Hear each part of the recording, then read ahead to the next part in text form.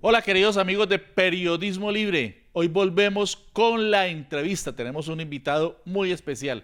Se trata de un hombre muy activo en el mundo social, en el mundo sindical, con unas enormes inquietudes culturales también, gran lector, nacido en Manizales, pero que desarrolló su vida pública, su vida de luchador social, de luchador político y popular en el norte del departamento del Valle y después en la ciudad de Cali. Ahora está en Santa Marta disfrutando de esas bellas tierras y de su cercanía con la Sierra Nevada y de las comunidades indígenas y desarrollando muchas iniciativas culturales. Una de ellas es este libro. Nuestro invitado de hoy es Héctor Castaño Mora, un hombre que se hizo en Cali, que luchó en Cali, pero que tiene muchas cosas que contarles a tantas personas que lo conocieron y a tantas otras que seguramente encontrarán en este libro, que es un testimonio de vida, pero también un testimonio de sus luchas, de sus cuitas, de sus vicisitudes, de todo lo que trasegó a lo largo de muchísimos años, no solamente en el Valle del Cauca, en Caldas, en el norte del departamento, sino a lo largo de todo el país. Ha sido un hombre que se ha recorrido a Colombia de principio a fin. Gracias, Héctor, por acompañarnos en Periodismo Libre hoy. Gracias, Luis Alfonso, por tu tiempo, por tu apoyo y tu interés a este proyecto que empieza como un proyecto personal, pero luego va tomando como fuerza, según veo, con el apoyo de muchos amigos, entre ellos Álvaro Sierra, un gran amigo común, y parece que va a convertirse en algo que va a tener ciertos alcances. Cuando vamos entrando en determinada edad, a muchos nos da por contar nuestras vidas. De ahí surgen las llamadas memorias, que es todo un género también, literario, periodístico, de escritores, y muchos tenemos esa inquietud por dejar un legado de lo que hicimos, porque lo consideramos valioso, porque lo consideramos importante, sobre todo para las nuevas generaciones, pero muchas veces solo para que nos lean nuestros amigos, es decir, para que no quede en la nada todo lo que recorrimos a lo largo de nuestra parábola vital, Héctor. No sé si esa sea su intención o haya algo más, pero después de la lectura de este libro, finalmente la vida es una historia que contar. En este texto encontramos todo un recorrido sobre episodios que no solamente son interesantes desde el punto de vista humano, desde el punto de vista de las vivencias personales, sino también desde el punto de vista político y de la reconstrucción de memoria histórica. Porque Héctor fue y es un hombre que le ha aportado mucho a la sociedad y que recorrió como tantos miles de colombianos las montañas, los valles, los ríos, en lo que él consideró en su momento era su manera de luchar y de aportar a la búsqueda de la transformación social y política en nuestro país. ¿Por qué decidió Héctor Castaño Mora escribir este texto?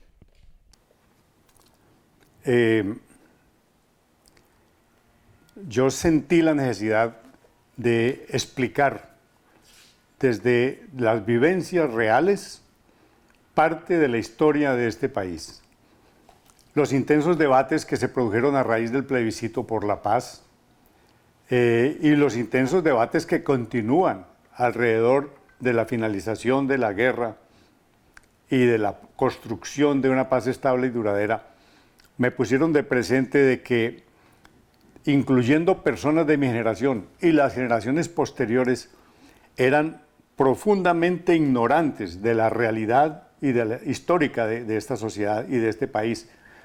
Cómo empezó todo, cómo evolucionó y cómo nos han colocado en el lugar en que estamos ahora, una sociedad desgarrada por contradicciones, plagada de vicios y de las mismas necesidades y problemas pendientes que resolver desde el siglo XIX incluso, como es el problema de la tierra en Colombia. Tomé mi historia personal, mis vivencias personales como eje de esa narrativa. El propósito fundamental no era contar mi vida, así, no más. Quería a través de esas vivencias explicar de una manera que quedara entendible, con hechos reales. No hay ficción en este libro, todo es sucesos reales. Explicar lo que ha sido la dinámica de esta sociedad, cómo se ha construido esta sociedad, que es una sociedad desigual, es una sociedad enferma en muchos aspectos, en el aspecto humano, por ejemplo, como hay una cita allí del jefe de la misión internacional de la Cruz Roja, que dice que el desamparo en que han vivido las generaciones de colombianos ha creado una mentalidad pervertida y que es un proceso difícil de revertir. O sea, es una sociedad que han enfermado y nos echamos la culpa a nosotros mismos sin mirar las razones históricas y objetivas que nos han llevado al estado en que estamos hoy. El propósito del libro es ese. Héctor, en este libro usted empieza contándonos que quería, cuando niño, ser carabinero. ¿Por qué? Me parecían personas que inspiraban mucha autoridad y mucho temor. Inspirar temor en esta sociedad da prestigio social. Es duro reconocerlo, pero el asesinato en Colombia da prestigio social. Lamentablemente. Lamentablemente. Los asesinos en los sectores donde están asentados socialmente y son reconocidos como asesinos son más respetados que todo el mundo, que el doctor, que el abogado, etc. Entonces yo quería ser un carabinero. Además su pinta era una pinta muy imponente. Sus caballos y sus armas eran para mí muy atractivas y vivía en un medio de violencia donde había que posicionarse a través de la violencia y de la intimidación. Le correspondió a usted vivir la llamada época de la violencia, con L y con B corta mayúsculas. Una de las épocas más aciagas de nuestra historia, que deben conocer las nuevas generaciones. Aquí en este texto Héctor lo está abordando, pero en él usted nos habla de su abuelo. ¿Cuál fue la influencia de su abuelo en su vida y cómo nos relata eso aquí en este libro? Mi abuelo fue el personaje que permitió nuestra subsistencia. Éramos niños solo con una madre que no tenía su pareja y él fue quien nos aportó los recursos para sobrevivir. Sin embargo, era un hombre moldeado también en la escuela de la violencia. Él fue guerrero muy joven en la Guerra de los 1000 días, cuando por falta de elementos y de recursos los ejércitos revolucionarios liberales que combatían al gobierno conservador eran irregulares. Y las grandes luchas de ellos como tropa irregular, sobre todo en las zonas del Tolima, eran a machete. Y yo escuché muchas narrativas de mi abuelo de sus batallas, y luego él sigue siendo un espíritu beligerante. Y eso venía de otras generaciones atrás, es decir, nos han educado en la escuela de la violencia. Y ahí es el momento en el cual usted empieza a entender el fenómeno de la violencia con mayúsculas en nuestro país, porque su abuelo y su familia padeció esa época de la confrontación liberal conservadora que dio paso posteriormente al surgimiento de otras formas de alzamiento armado en el país. ¿Qué recuerda esa época en su texto?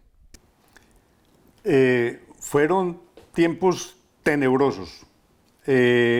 Ninguna fantasía puede igualarse a la realidad de la historia de quienes estaban adentro padeciendo ese fenómeno de la violencia.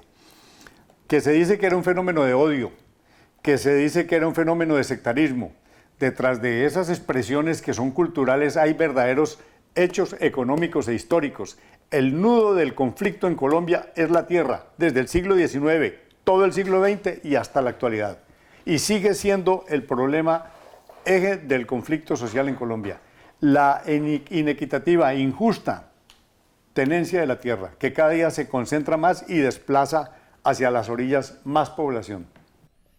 En su libro, en la contraportada, encontramos esta fotografía que es al lado de su fotografía en la solapa. Son las únicas fotografías del libro. Y aquí lo vemos a usted en su primera comunión. Un hombre de izquierda como lo es Héctor Castaño Mora, inmerso en la filosofía del marxismo, reivindica ya en la edad de la experiencia, que yo suelo llamar, reivindica esta etapa, tanto que la pone, la coloca como la contraportada de sus memorias, porque este es un libro de memorias personales, pero también de reconstrucción histórica. ¿Por qué? De pronto quiero establecer un contraste un poquito irónico de lo que ha sido esta sociedad. Una sociedad profundamente rezandera, matriculada con un credo apostólico, católico y romano, pero profundamente violenta e hipócrita. Por eso la acompaña el testigo, la pequeña frase arriba que dice: esta historia no es para débiles. Aparece un niño muy dulce, ¿no? muy santo, haciendo la primera comunión, y eso da una impresión al espectador. Pero la frase de arriba también lo pone sobre aviso, es una contradicción. Y la frase de arriba corresponde al contenido real de la obra. Y dice usted en su texto que le costó trabajo tragarse la hostia, ¿no? Sí, porque es muy seca y además insípida. Yo esperaba otra cosa mejor. Jesucristo repartió buenos trozos de pan en la última cena y eso no nos dieron.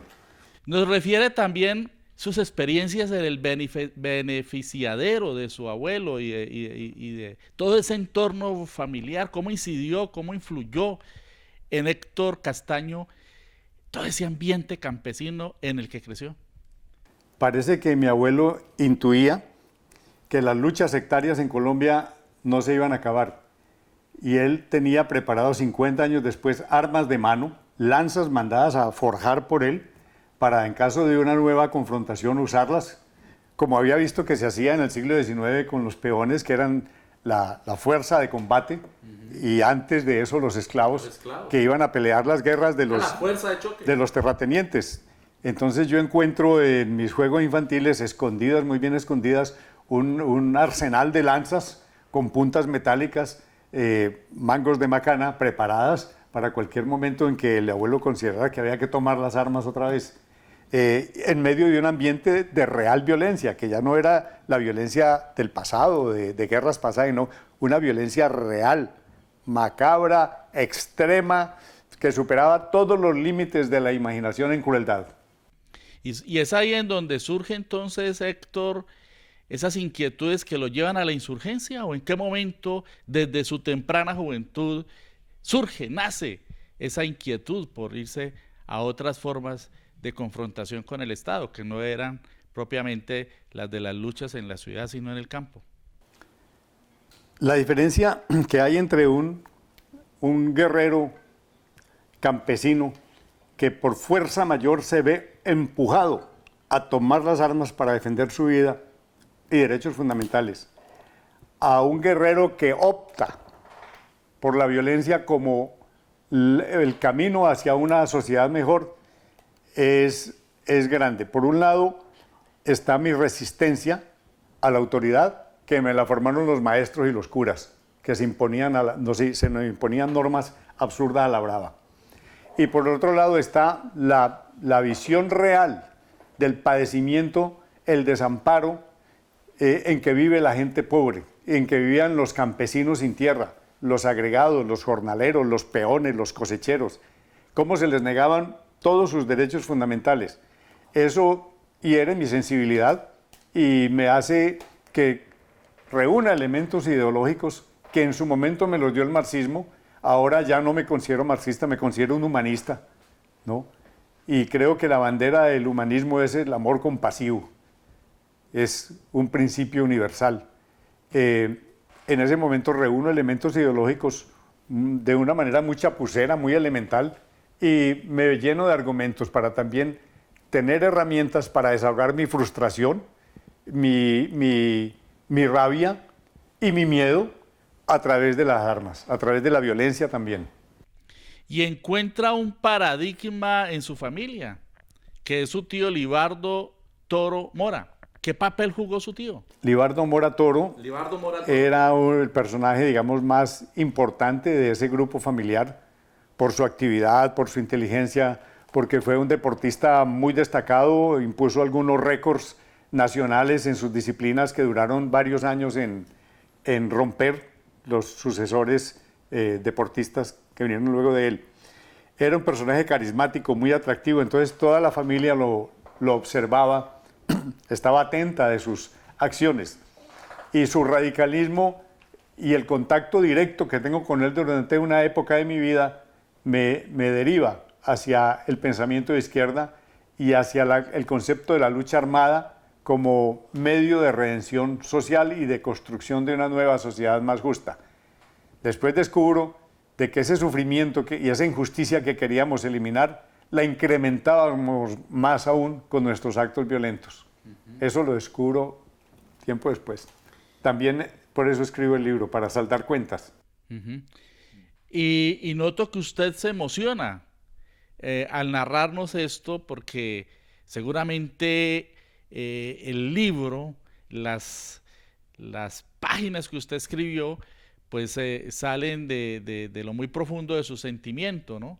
No son solamente un cumplimiento de una intención, de un sueño de escribir un libro como muchos lo tenemos, sino también de cumplirle como al corazón, como al pensamiento, como al espíritu. Es muy acertada tu percepción, Luis Alfonso.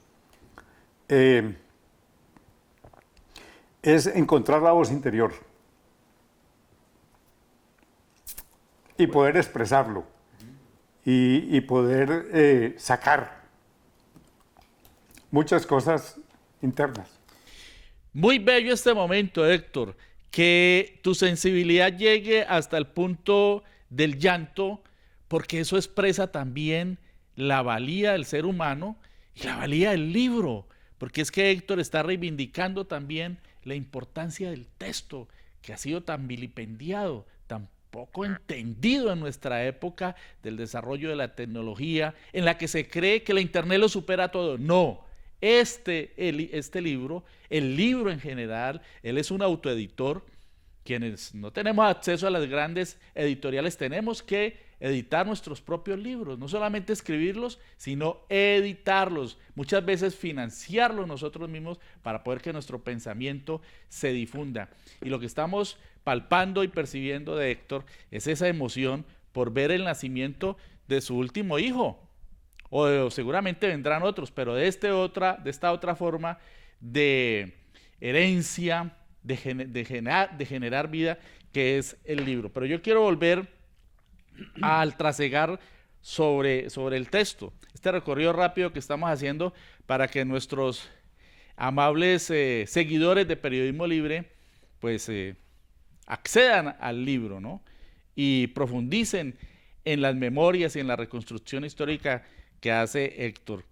En esa lucha en la que usted ingresa desde muy joven, entiendo desde los 15 años aproximadamente, vienen los combates y vienen las confrontaciones y vienen las heridas de la guerra. Cuéntenos un poco de eso. Precisamente con mi tío Libardo Mora Toro me vinculo de una forma como un auxiliar del núcleo que estaba constituyendo al ELN. Pero mi tío tenía una tendencia maoísta. La izquierda colombiana se ha caracterizado por estarse pegando de líneas externas y no teorizar nuestra propia realidad. Y si tú miras en la historia de Colombia hay muy poca teorización de la realidad y del accionar revolucionario. Éramos pegados de modas, en cierta forma. Entonces, y de líneas internacionales. Y de líneas internacionales, sí. Entonces con él empiezo a vincularme ya a un aparato urbano, clandestino, y luego ya me incorporo a otro movimiento, concretamente las FARC, a un año de su fundación, donde estaban todos los veteranos de la agresión a Marquetalia, de la invasión a Marquetalia, y veteranos de las guerras del sur del Tolima. Ese eran el grueso de la fuerza militar. Y muy pocos activistas urbanos, muy pocos.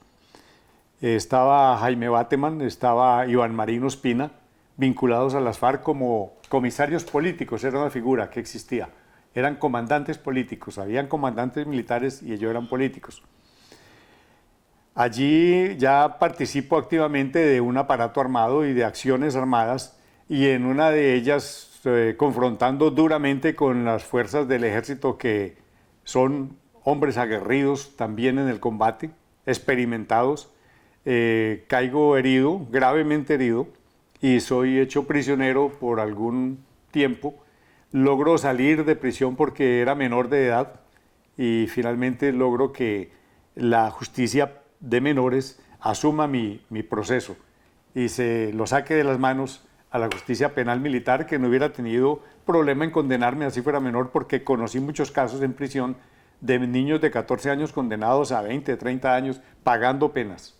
Pero usted salió absuelto de todo ese proceso. No salí absuelto porque la justicia de menores no aplica penas punitivas, sino correctivas. Entonces estuve con libertad condicional algún tiempo y haciendo presentaciones periódicas. Pero usted tuvo unos episodios muy dramáticos en el hospital por la afectación que le ha causado en su humanidad, específicamente una pierna, la herida, y usted lo narra con mucho detalle. Uno se imagina de todas esas escenas que usted vivió para poder sobrevivir. Coméntenos acerca de eso. De pronto los detalles se da como una característica de mi memoria que es muy visual, ¿no? Eso me ayudó a escribir, porque como dije al principio, no hay ficción, es todo recreación de hechos. Sí, fue muy dura la etapa posterior a la captura, porque los militares lógicamente querían informaciones más detalladas y yo no se las suministraba, entonces optaron por cortar toda asistencia médica a un herido grave. No, nunca tuve una transfusión de sangre, etc. Y en esas condiciones mi salud se deterioró de una manera extrema. En pleno pabellón de sanidad tuve una infestación de gusanera en las heridas, putrefacción de la herida, etc. Y eso menoscabó bastante mi salud. Sin embargo, como era un muchacho, un hombre muy joven, la juventud se impone. Y estoy aquí contando el cuento, pero fue muy dramático. Fue muy dramático. ¿Cuál es su posición hoy en día, Héctor, en relación con el conflicto, con la guerra, en relación con la forma como se ha resuelto la confrontación con uno de los principales actores del conflicto armado colombiano? En una de las solapas escribo que tantos miles de jóvenes que murieron querían iluminar los caminos, pero que pudimos habernos equivocado en el fin, porque hay una frase, en el medio, corrijo, que el fin justifica los medios. Podemos habernos equivocado en el medio, en los medios que empleamos, que creíamos que eran útiles para lograr nuestros propósitos, que era la violencia y la guerra. El fin, que es una sociedad justa, equilibrada y humanista y que respete los derechos fundamentales, sigue vigente. El medio no. Cito un antiguo dicho árabe de la escuela sufí, que no son fundamentalistas musulmanes, que dice: toda conquista lograda por la espada no perdura. Y si uno mira los procesos revolucionarios del siglo XX, todos terminaron en nada, con un sacrificio extremo que se realizaron. Podemos decir, fueron las conspiraciones del imperialismo y el capitalismo, etc. Si esos procesos hubieran tenido suficiente sustancia, no hubieran terminado. Nadie los hubiera acabado, pero fueron impuestos por la violencia, fueron impuestos por la guerra, y eso, como dice el dicho, la conquista por la espada no perdura. Hay que buscar otros caminos, hay que buscar otros medios, hay que madurar más a la sociedad, con todas las dificultades que eso implica, más en una sociedad como esta, con unas clases dirigentes tan malignas, porque sería el término, son malvados, que hemos tenido. Hay que seguir buscando caminos. Pero dejando de lado ya totalmente el medio de la violencia. Eso no puede absolutizarse, porque hasta el animal más manso, si lo acorralan contra la pared, se para a pelear y muere peleando. Aquí siguen el mismo proceso de hace 100 años o 100 y pico de años con el pueblo, a ver hasta dónde lo van a llevar. Miren los franceses tan pacíficos y mire cómo pusieron al gobierno de Macron contra la pared. Volviendo al libro, Héctor, ¿qué papel jugó en ese proceso en el que usted se vio inmerso el general José Joaquín Matallana, que incluso usted narra también un episodio allí con su hermana que lo ayudó mucho en salir de todo ese trance en el que estuvo en riesgo su vida por las heridas que sufrió en la guerra. Curiosamente, el general Matallana era un hombre equilibrado, a pesar de que se presentó como el enemigo número uno, porque él dirigió la operación Marquetalia. De pronto la guerra le había hecho poner los pies en la tierra. Y era un hombre afable, asequible. No era como uno en su imaginario construía al jefe enemigo como un hombre sanguinario, cruel, despiadado, no. Era un hombre equilibrado, asequible y amable. Ese era el general Matallana. Después jugó un importante papel en la lucha por encontrar caminos para el diálogo y para la paz en este país. Después de que usted sale de esa experiencia, con una herida permanente en su cuerpo, pero firme en sus ideas, ¿qué sigue haciendo? ¿Vuelve a la protesta social? ¿Se vinculó a las luchas sindicales, ¿no? Sí, yo me vinculo de nuevo a la organización legal de izquierda, la Juventud Comunista. Milito varios años en la Juventud Comunista, luego paso al Partido Comunista. En Cali participo de las luchas sindicales como un funcionario sindical, es la figura. O sea, un auxiliar contratado, donde uno puede, de acuerdo a sus condiciones, realizar muchas tareas de agitación, de propaganda, de educación, de labores de oficina, etc. Y por varios años con varias organizaciones importantes de Cali hice esa labor. Fue una etapa bonita, constructiva. Pertenecí a directivas regionales políticas del Partido Comunista. Y narra también usted la Cali de los años 80, la incidencia y la influencia de una sociedad narcotizada y en manos del narcotráfico. ¿Cómo vivió usted esa época, Héctor? Sí, me tocó la transición. De Cali, recién pasaron los Juegos Panamericanos, había un ambiente muy positivo en la ciudad y en los habitantes. La gente vio el desarrollo de grandes obras, escenarios deportivos, espacios sociales que ninguna otra ciudad tenía. El caleño vivía contento de su ciudad, orgulloso de su ciudad. Habían los mismos problemas que han existido siempre, pero no eran tan graves. Era agradable Cali, se decía la sucursal del cielo.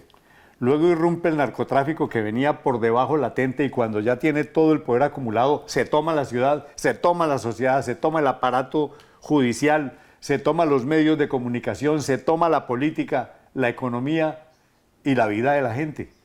Y yo digo, de un momento a otro, Cali pasa de ser la sucursal del cielo a ser la sucursal de Droga La Rebaja, que era la empresa pues, más emblemática que tenía el cartel de Cali. Y planteo de que en Colombia nunca se ha hecho un examen profundo de hasta dónde la sociedad se transformó irremediablemente y se enfermó a raíz de la influencia perniciosa del narcotráfico en todos los estamentos, a todos los niveles, hasta la pintura, la música, las expresiones culturales se pusieron al servicio de los narcotraficantes. Y ahí seguimos. ¿Y qué opina de la Cali de hoy entonces? Cali de hoy, pues ojalá no se molesten los caleños, amigos y la gente buena de Cali, que es mayoría. Es una ciudad donde es difícil tener esperanzas. No se le ve que la ciudad avance, sino que la ciudad cada día se enreda más. Y la economía más difícil y los medios de subsistencia más complicados. ¿Por eso será que usted decide irse para Santa Marta? No decido irme de Cali, nos obligan a irnos. Nos saca corriendo posiblemente la mafia por la acción de mi ex esposa como abogada al servicio de los trabajadores, muy honesta y muy eficiente, con un promedio muy alto de éxito en sus litigios. Y nunca se ha medido el entroncamiento de la mafia con los empresarios caleños, y no cualquier empresario de poca monta, con las grandes empresas caleñas. Algunos callos se pisaron, nos amenazan, la amenazan a ella, sacan mis antecedentes y nos obligan a irnos para el Caribe, que creemos ingenuamente que es la región más pacífica de Colombia y aparentemente está en calma porque está bajo el dominio férreo del paramilitarismo desde los años 90. Es decir, no termina esa influencia. No termina esa influencia. Y Y continúa. en Cali usted siguió siendo el hombre audaz, arriesgado y muchas veces luchador solitario. En su libro, por ejemplo, narra una anécdota, un episodio en el que decide irse solo, megáfono en mano, prestado por un sindicato, a generar conciencia en una de las fábricas de nuestra ciudad, de la capital del Valle del Cauca. Cuéntenos algo de eso. Incluso fue detenido nuevamente, ¿no? Sí, no considero muy meritorio tampoco que yo haya sido tan impulsivo. Ese fue un acto impulsivo que me produjo la indignación de un asesinato a sangre fría, 2 asesinatos a sangre fría, a plena luz del día, cometido por cuerpos de seguridad contra 2 ciudadanos inocentes que iban en una buseta. Y fueron acusados una señora de 60 años y un joven estudiante de medicina de haber organizado una acción de guerrilla urbana, de haber atracado un banco, de haberse llevado una plata, y los bajaron de la buseta y los avaliaron contra la buseta a sangre fría. Eso me hizo reaccionar de inmediato y fui a lo que tú acabas de describir. Fui hecho preso. Era la época del Estatuto de Seguridad de Julio César Turbay Ayala, donde el asesinato de líderes sociales, de dirigentes, de gente del común era la orden del día, y las torturas generalizadas. Fue la época en que García Márquez, Felisa, la escultora Bernstein, nombre impronunciable casi, tuvieron que irse del país. Creo Alfredo Molano, mucha gente para salvar la vida se tuvo que ir. Me llevan a las instalaciones de la brigada sin previo proceso, ni acusación, ni levantamiento de cargos, como lo establecía el Estatuto de Seguridad.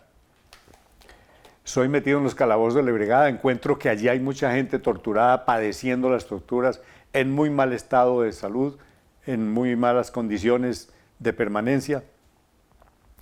Y curiosamente allí están, entre comillas, nuestros rivales de la izquierda, los líderes de otros grupos, hermanados por la arbitrariedad, por el abuso y por la tortura.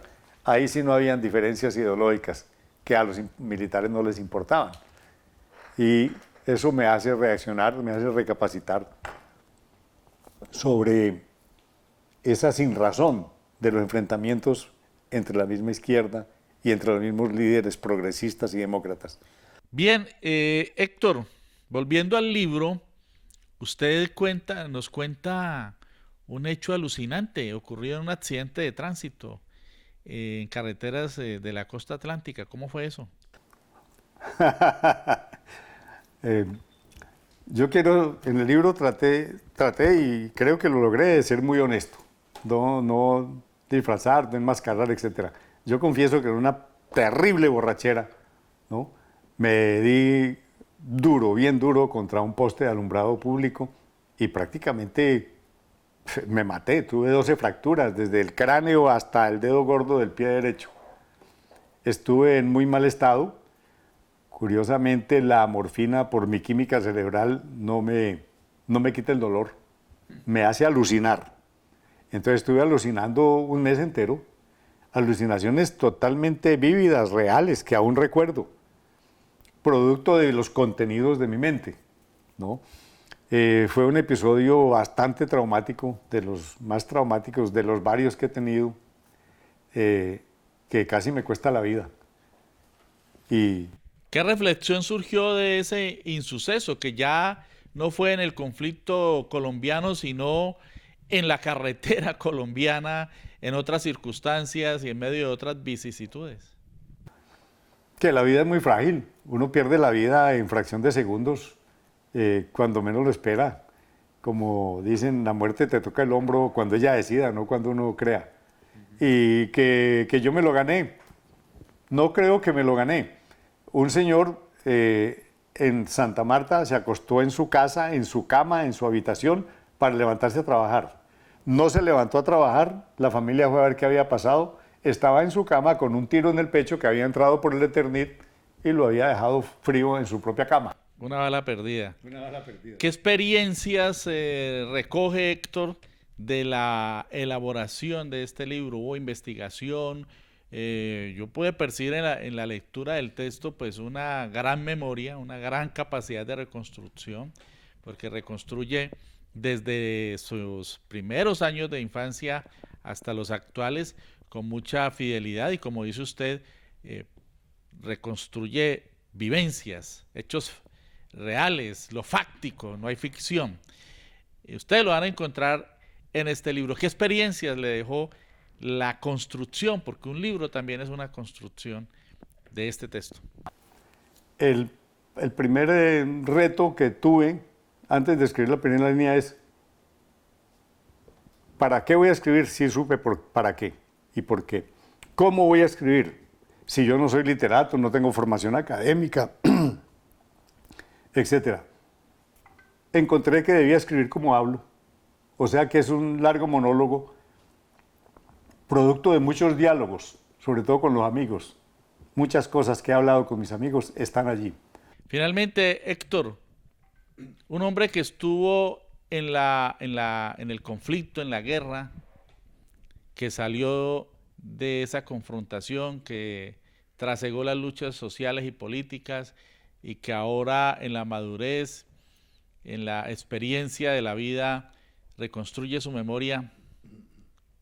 ¿Qué legado espera dejarle a la sociedad colombiana a través de este texto? ¿Cuál es su reflexión sobre la guerra que nos ha consumido a lo largo de tantos años? No solo de 60 años, desde la época de la llamada violencia, sino desde los albores de la República, cuando nacieron los partidos tradicionales en nuestro país que tenían sus propios ejércitos. Bueno, yo no aspiro tanto como a un legado, o sea, mis pretensiones no son tan altas.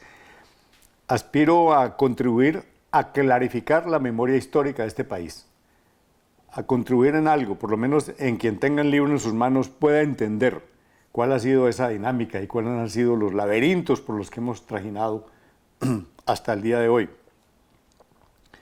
Y mi conclusión es de que las clases dirigentes, las clases del poder, los terratenientes, los banqueros, los comerciantes grandes de este país son fundamentalmente egoístas. Y no se ve por ahora que haya interés, ni siquiera de modernizar las estructuras en su propio beneficio para hacer más ágil la sociedad y más productiva. No, están aferrados a formas del pasado. No es muy alentador ese panorama. Y quiero contribuir un poco a que la reflexión de las personas se clarifique para poder que miren los caminos que quedan por delante, cómo deben ser. El libro será presentado la próxima semana, el día 13 de diciembre. A las 7 de la noche. Cuéntenos sobre el acto de presentación. Se ha convocado en Quintaluna un estadero muy amable que hay en San Antonio de unos amigos muy gentiles, Liliana, su hija, su esposo, para reunir allí a las personas. Es más un conversatorio lo que vamos a tener. No tengo experiencia en presentaciones. Eso tendrá su propia dinámica, no te puedo anticipar. Sé que van a estar amigos muy queridos que no veo hace mucho tiempo, que aprecio mucho y que me aprecian. Finalmente, al final de la vida, debo decirlo así, vienen quedando como cosas positivas las amistades, los afectos sinceros y las vivencias. Muchas gracias, Héctor, por compartir con Periodismo Libre el recorrido de su libro. Invitamos a quienes nos siguen en nuestro canal en YouTube a que se aproximen a esta reconstrucción de memoria histórica y bueno, muchos éxitos. Esta experiencia que nos ha transmitido hoy Héctor Castaño Mora es la que están trasegando también muchos colombianos que recorrieron esos mismos caminos y que hoy quieren dejar un legado. El legado al que me refiero es esto, es decirles a las generaciones que vienen que hubo una cantidad de hombres y mujeres, miles y miles de ellos y de ellas, que estuvieron luchando a su manera y como creyeron que debía ser, que después recorrieron otros caminos, unos corrigieron, otros se vincularon a otras expresiones de la lucha social, se han vinculado a diferentes escenarios, a diferentes colectivos, y hoy están luchando porque la paz en nuestro país sea una realidad, porque la paz sin justicia social, como lo ha dicho Héctor, sin democracia, no es paz. De tal manera que esa es la gran reflexión que creemos deja este libro. La importancia de que hombres como Héctor, que son, como digo, miles y miles en nuestro país, puedan reconstruir esas memorias para que los muchachos de hoy, para que las nuevas generaciones tengan elementos de juicio para seguir construyendo la paz que nos ha costado tanto en nuestro país. Volveremos con una nueva entrevista aquí en Periodismo Libre. Muchas gracias, Héctor, por acompañarnos. Alfonso, muchas gracias.